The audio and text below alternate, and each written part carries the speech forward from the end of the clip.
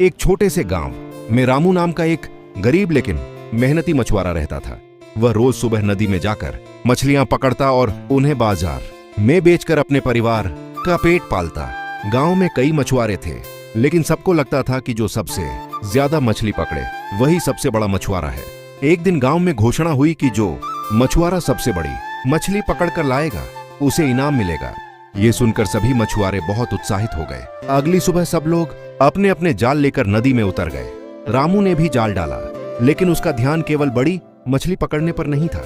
वह सोच रहा था कि नदी को नुकसान पहुंचाए बिना सही तरीके से मछली पकड़नी चाहिए। कुछ मछुआरे लालच में आकर छोटे छोटे जाल और जहरीले तरीके अपनाने लगे। थोड़ी देर बाद रामू के जाल में एक बहुत बड़ी मछली फंसी।